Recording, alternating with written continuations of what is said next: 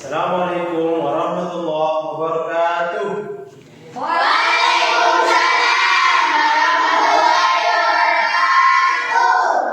Selamat pagi anak-anak. Pagi, yes.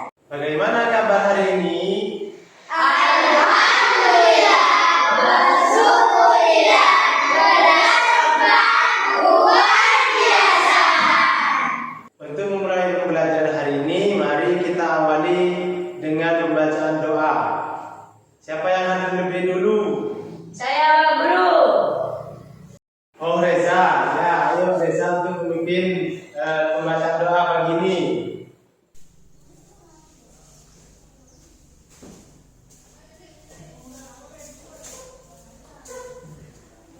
Siap, berdiri. Berdoa, mulai. A'udzu billahi minasy syaithanir rajim. Bismillahirrahmanirrahim. Raditu billahi rabba wa bil islami dina wa bi Muhammadin nabiyyan wa rasula. Rabbi zidni ilma warzuqni fahma. Amin ya rabbal alamin. Berdoa selesai, silakan duduk kembali.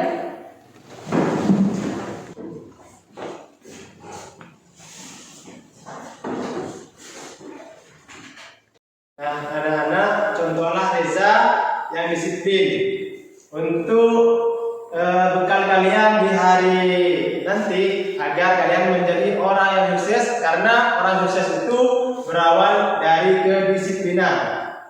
Baik, anak-anak, siapa yang tidak masuk hari ini? Apakah hadir semua? Alhamdulillah, hadir semua Pak Guru.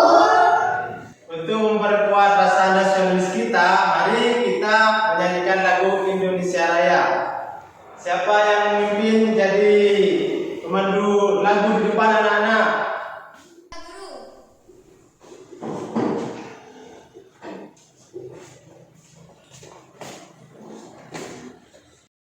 Siap, berdiri.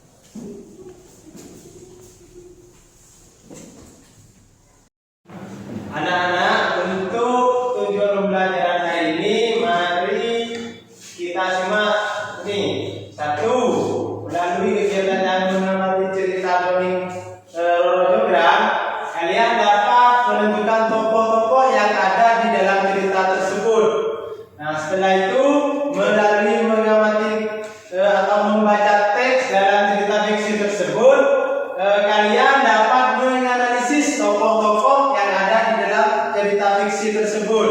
Nah, selanjutnya dalam kegiatan mengamati teks fiksi tersebut, nah pada lembar kerja peserta didik, peserta didik dapat menunjukkan hasil identifikasi tokoh-tokoh yang ada di dalam cerita fiksi tersebut. Nah, selanjutnya melalui kegiatan mengamati teks fiksi dalam cerita pada lembar siswa tersebut, anak-anak dapat mempresentasikan hasil yang telah kalian kerjakan dalam LKPD tersebut. Nah, anak-anak, manfaat dari belajar tentang cerita fiksi yaitu membaca cerita fiksi dapat meningkatkan kemampuan interaksi sosial. Nah, sebab cerita fiksi akan membantu pembaca mengeksplorasi emosi yang kompleks dan yang selama ini tidak diketahui. Nah, manfaat cerita fiksi selanjutnya itu sebagai media hiburan. Baik anak-anak, hari ini kita akan belajar tema 8, daerah tempat tinggalku. Nah, subtema 2, keunikan daerah tempat tinggalku, pembelajaran 1. Nah, di subtema 2 ini kita akan belajar tentang keunikan daerah tempat tinggalku. Nah, di sini gambar Siti, teman kita yang dari Yogyakarta. Nah, di Yogyakarta itu di daerah-daerahnya terdapat Tugu Yogyakarta, ada Candi Prambanan, ada Grebek Mulut, ada Andong. Nah, di sini macam-macam keunikan daerah di daerah Yogyakarta. Nah, di setiap daerah memiliki keunikan tersendiri. Salah satunya dapat dilihat dari sosial budayanya, yaitu ada cerita rakyat. Nah, ada yang tahu cerita rakyat? Nah, cerita rakyat itu yang merupakan cerita fiksi yang berkembang di setiap daerah yang menceritakan asal usul atau legenda yang terjadi di suatu daerah. Nah, unsur-unsur intrinsik cerita fiksi yaitu yang pertama, 1. Tema adalah gagasan dari cerita. Yang kedua, tokoh dan perokohan. Nah, yaitu pelaku dan perwatakan yang ada di dalam cerita. Nah, yang ketiga, alur. Nah, alur adalah urutan kejadian dalam cerita. Yang keempat, latar. Nah, latar itu tempat dan waktu terjadinya peristiwa dalam cerita. Yang kelima, amanat. Nah, amanat pesan yang tergantung dalam cerita. Terus yang keenam, sudut pandang. Itu cara pandang pengarang dalam cerita. Nah, apa yang dimaksud dengan cerita fiksi, anak-anak? Nah, cerita fiksi adalah karya sastra berisi berbagai cerita rekaan atau yang didasari fantasi dan bukan berdasarkan atas kejadian nyata.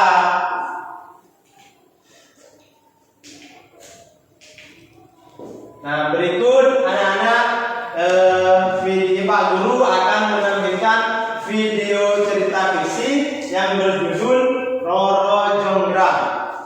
Oke, anak-anak perhatikan dulu video yang akan Pak Guru putar di depan.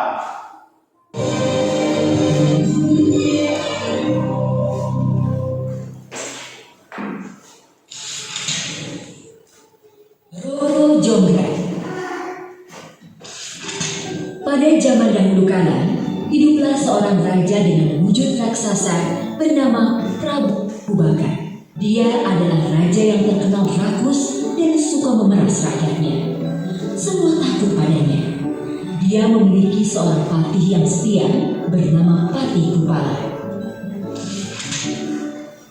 Suatu hari, Prabu Baka memimpin penyerbuan ke kerajaan Pengging.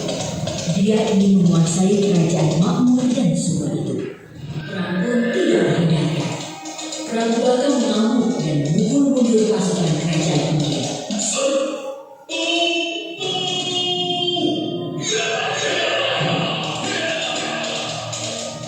Perintah Patih Bupala yang menyemangati pasukan Prabu Baka. Putra mahkota kerajaan Pengging yang bernama Bandung Bondowoso marah besar saat tahu kerajaannya diserang tiba-tiba oleh Prabu Baka. Maka Bandung Bondowoso menyiapkan pasukannya dan memimpin serangan balasan. Ini tidak bisa dibiarkan. Kita harus menyerang pasukan Prabu Baka. Serunya sambil mengajukan pedangnya. Di tengah pertempuran, Bandung Bondowoso bertemu dengan Prabu Baka. Mereka bertarung dengan ganas, saling menyerang dan saling mengeluarkan jurus andalan mereka. Akhirnya, Bandung Bondowoso berhasil membunuh. Pasukan Prabu Baka kocar-kacir saat tahu rajanya terbunuh. Patih Bupala memerintahkan mereka lari pulang ke kerajaan Baka. Bandung Bondowoso tidak tinggal diam.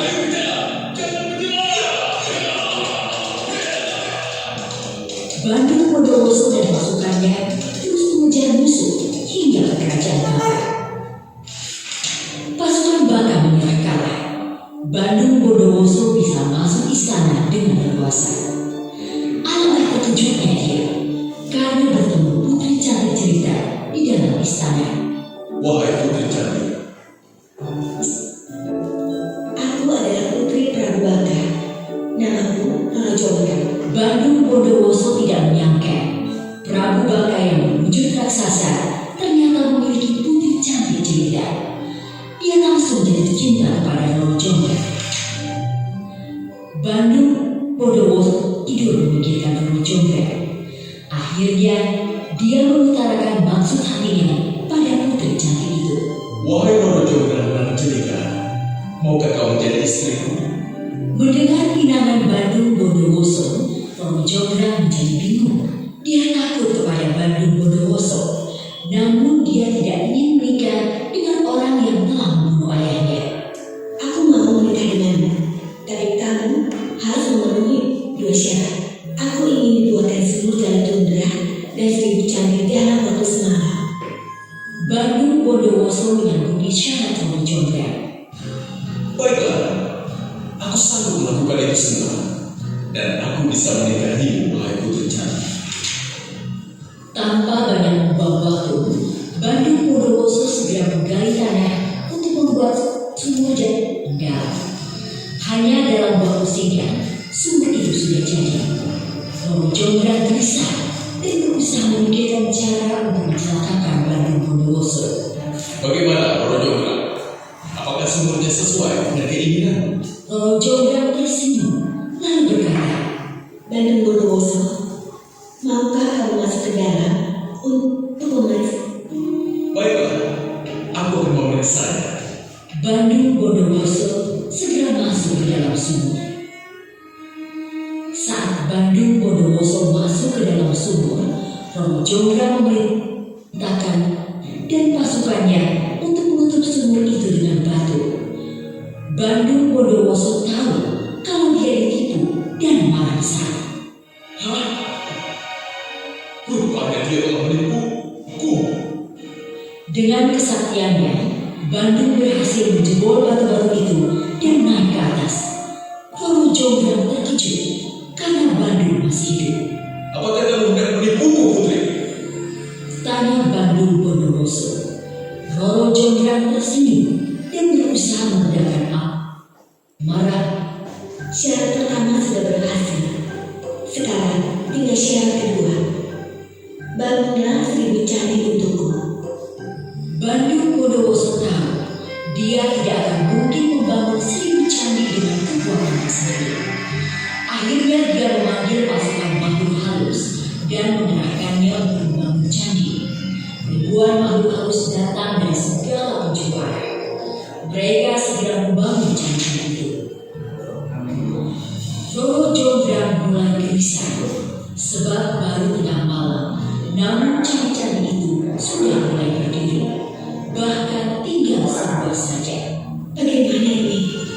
Cantiknya sudah hampir selesai. Roro Jonggrang mendapat akal untuk menggagalkan usaha Bandung. Dia membangunkan seluruh perempuan di negerinya dan menyuruh mereka menuju bisu. Mendengar suara lesu, anak ayam mengira hari telah pagi. Mereka pun berkokok dengan benar. Pasukan makhluk halus mengira hari telah pagi. Mereka pun segera Bandung Bondowoso segera tahu kalau tidak bertemu lagi. Kau telah dipukul lagi, Roro Jonggrang. Aku tidak bisa memaafkanmu. Kali ini dia tidak bisa menahan kemarahannya. Bahkan senyum Roro Jonggrang tidak bisa meredamnya. Kukutuk kamu jadi akar batu untuk menggantikan satu candi yang belum selesai. Dalam sekejap, Roro Jonggrang menjadi arca batu. Maka genaplah 1000 candi telah dibangun Bandung Bondowoso. Melihat Roro Jonggrang telah berubah menjadi arca, menyesallah Bandung Bondowoso. Dia menangisinya, namun nasib telah menjadi bubur. Bandung Bondowoso tidak bisa menarik kutukannya. Candi yang dibangun Bandung Bondowoso masih ada sampai sekarang dan berdiri di Yogyakarta. Namanya Candi Sewu di Sewu Candi.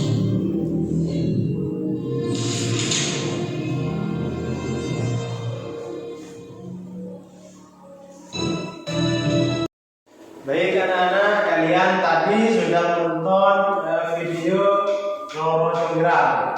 Nah, kalian sekarang Pak Guru akan membentuk kelompok menjadi 3 kelompok. Kelompok 1, kelompok 2, dan kelompok 3. Nah, anak-anak masih ingatkah kalian apa yang dimaksud tokoh? Saya Pak Guru. Tokoh dan penokohan adalah perilaku dan perwatakan yang ada dalam cerita. Dalam video cerita fiksi tadi, yaitu yang berjudul Roro Jonggrang, ada berapa tokoh yang ada di dalam cerita tersebut? Coba sebutkan siapa saja yang ada di tokoh yang ada di dalam cerita fiksi tersebut, anak-anak. Roro Jonggrang Pak Guru. Bondowoso Pak Guru. Sini Pak Guru. Para layang Pak Guru. Pasukan jin Pak Guru. Anak-anak, adakah materi yang belum kalian pahami dari cerita Roro Jonggrang tersebut? Pak Guru, yang dimaksud tema itu apa? Oh, itu anak-anak. Nah, Pak Guru jelaskan dulu ya. Yang dinamakan sudut pandang itu cara pandang si pengarang dalam menulis cerita. Apakah anak-anak sudah mengerti? Baik anak-anak, karena kalian sudah paham dan mengerti tentang pembelajaran hari ini, Pak Guru akan memberikan LKPD dan kalian akan berdiskusi dengan kelompoknya masing-masing.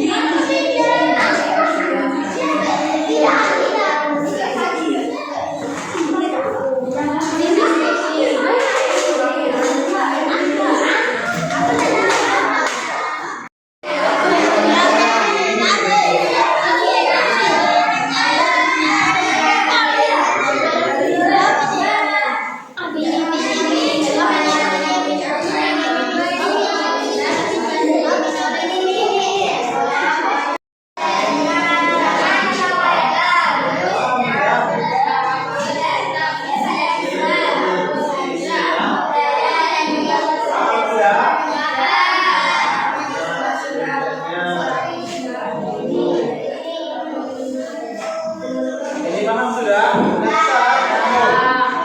Ya, dengarkan dulu ya.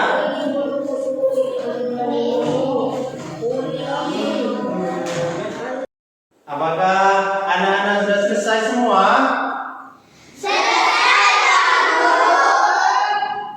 Baik, anak-anak, karena sudah selesai semua, sekarang waktunya untuk mempresentasikan hasil pekerjaan kalian yang sudah dikerjakan tadi. Nah, siapa yang mau mempresentasikan terlebih dahulu, anak-anak? Saya Pak Guru. Assalamualaikum warahmatullahi wabarakatuh. Waalaikumsalam warahmatullahi wabarakatuh. Kami dari kelompok 2 akan mempresentasikan hasil diskusi kami.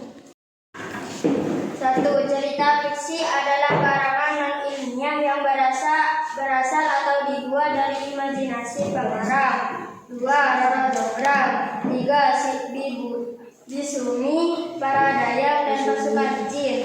4.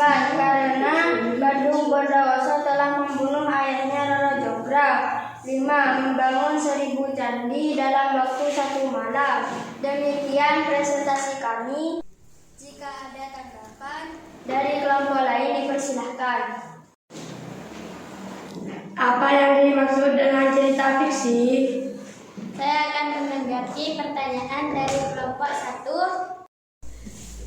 Cerita fiksi adalah karangan non-ilmiah yang berasal atau dibuat dari imajinasi pengarang. Demikian tanggapan dari kami. Apakah bisa diterima? Bisa! Sebutkan tokoh utama dalam cerita Roro Jonggrang. Saya akan menanggapi pertanyaan dari kelompok 3. Roro Jonggrang. Demikian tanggapan dari kelompok kami. Apakah bisa diterima? Bisa! Demikian presentasi kami. Wassalamualaikum warahmatullahi wabarakatuh. Waalaikumsalam warahmatullahi wabarakatuh. Baik, anak-anak, beri tepuk tangan untuk kelompok 2.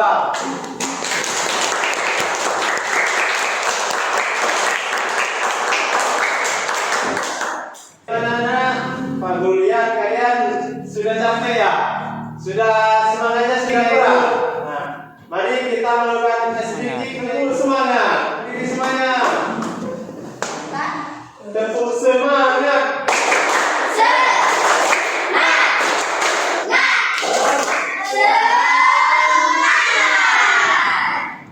Duduk kalian anak. Baiklah, anak-anak, mari kita simpulkan pembelajaran hari ini. Mungkin dari anak-anak semuanya ada yang mau menyimpulkan pembelajaran hari ini? Saya Pak Guru. 1. Tema adalah gagasan utama dari cerita. 2. Tokoh dan penokohan adalah pelaku dan perwatakan yang ada dalam cerita. 3. Alur adalah urutan kejadian dalam cerita. 4. Latar adalah tempat dan waktu terjadinya peristiwa dalam cerita. 5. Amanat adalah pesan yang terkandung dalam cerita. 6. Sudut pandang adalah cara pandang pengarang dalam cerita.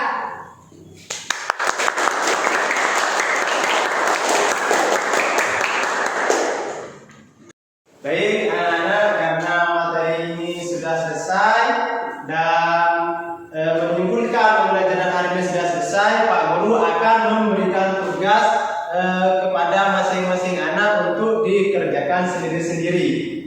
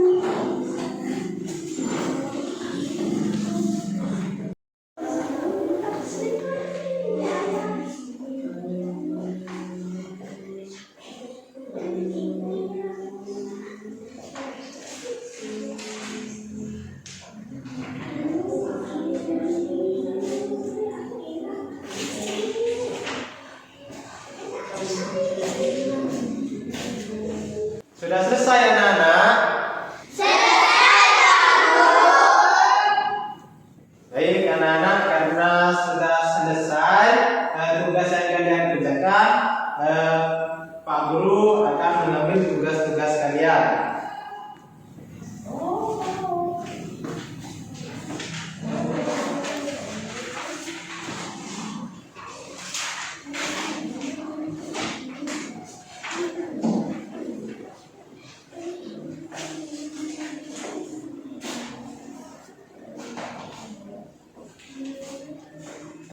Baik anak-anak, karena materi hari ini sudah selesai kita pelajari, pembelajaran selanjutnya atau pertemuan selanjutnya kita akan belajar tentang matematika.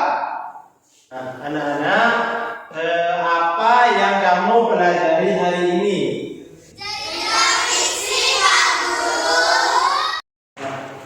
Bagaimana perasaanmu saat pembelajaran hari ini, anak-anak?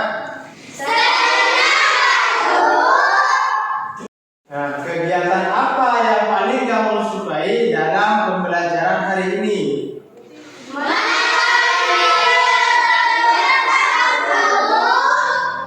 Materi apa yang menurut kalian yang kalian anggap sulit?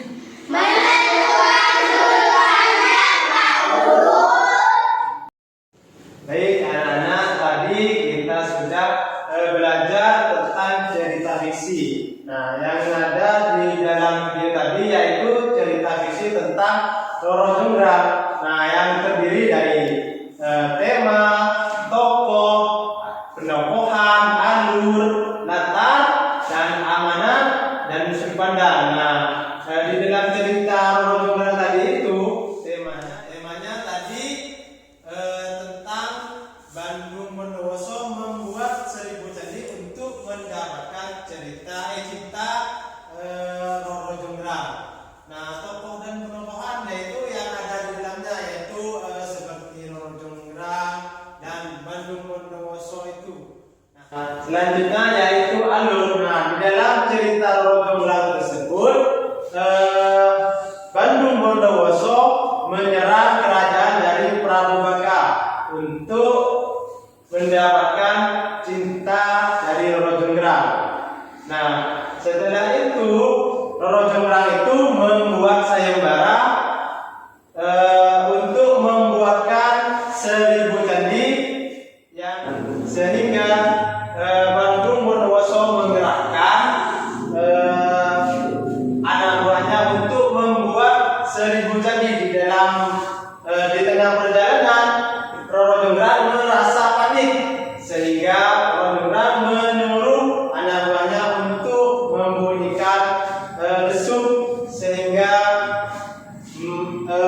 anggota atau anak buah dari Bandung Bondowoso itu merasa sudah siap, sehingga candi itu hanya terbuat menjadi 999 buah, dan akhirnya Bandung Bondowoso itu marah sehingga menutup Roro Jonggrang menjadi patung yang terakhir, yaitu patung yang ke-1000.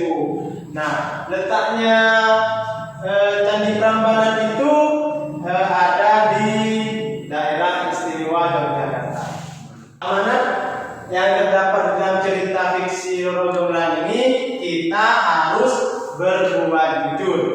Nah, kalau kita tidak jujur, maka kita sendiri yang akan menerima risikonya, seperti yang ada di dalam cerita Roro Jonggrang tadi.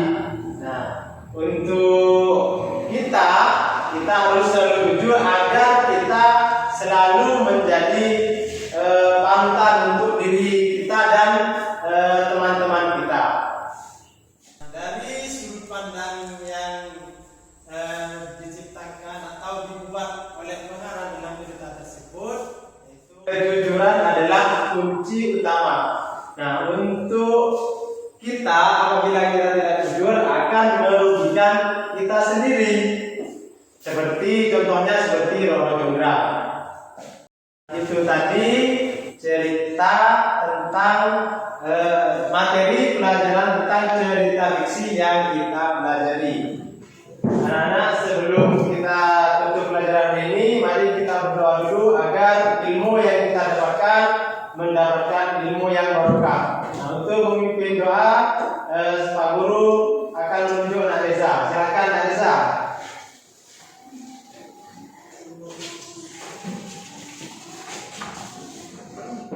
Siap berdiri. Berdoa mulai.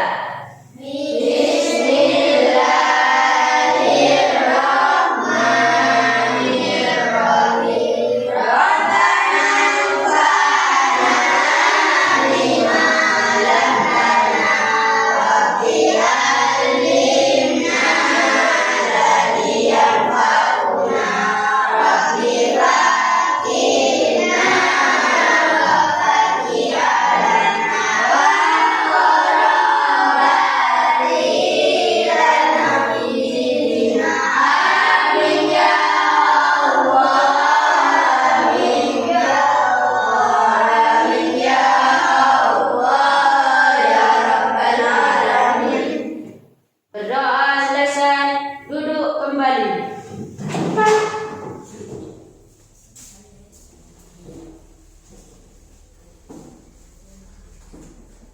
Baik, anak-anak, jangan lupa kalau pulang langsung pulang ke rumahnya. Jangan lupa untuk menjaga kesehatan, jangan jajan sembarangan. Baik, Pak Guru akhiri. Wassalamualaikum